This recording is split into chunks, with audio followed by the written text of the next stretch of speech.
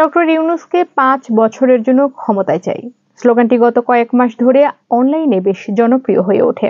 এই রাজনৈতিক স্লোগান ব্যবহৃত হচ্ছে ফেসবুক বিজ্ঞাপনেও। তথ্য যাচাইকারী সংস্থা ডিসমিস ল্যাবের অনুসন্ধানে দেখা গেছে, কোনো রাজনৈতিক দলের পক্ষ থেকে নয়, বরং খাবার, প্রসাধনী, পোশাক কিংবা ব্যক্তিগত ব্লগের বিজ্ঞাপনে ব্যবহৃত হচ্ছে এই স্লোগান। ডিসমিস ল্যাব জানায়, এপ্রিলের শুরু থেকে মে মাসের মাঝামাঝি পর্যন্ত অন্তত ৪৭টি ফেসবুক পেজে এ ধরনের ৫৫টি বিজ্ঞাপন চালিয়েছে।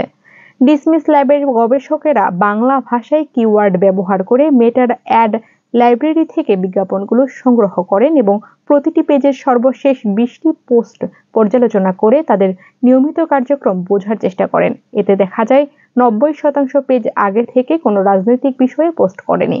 মেটার সামাজিক ইস্যু, নির্বাচন ও রাজনীতি সম্পর্কিত নীতিমালা অনুযায়ী যে কোনো জনমত প্রভাবিতকারী বিজ্ঞাপনে অর্থদাতার পরিচয় উল্লেখ করে একটি ডিসক্লেইমার থাকতে হয়। ডিসমিস ল্যাবের পর্যালোচনায় দেখা গেছে, কোনো বিজ্ঞাপনে এই ধরনের ডিসক্লেইমার ছিল না। কিছু বিজ্ঞাপন মেটা পরবর্তীতে সরিয়ে নিলেও বেশিরভাগই গবেষণা চলাকালীন সময়ে সক্রিয় ছিল এবং মেটার শনাক্তকরণ ব্যবস্থা তা ধরতে পারেনি। ২০২৫ সালের এপ্রিল মাসে সামাজিক যোগাযোগ মাধ্যমে ডক্টর ইউনূসকে ৫ বছরের জন্য ক্ষমতায় দেখতে চাই স্লোগানটি ছড়িয়ে পড়ে।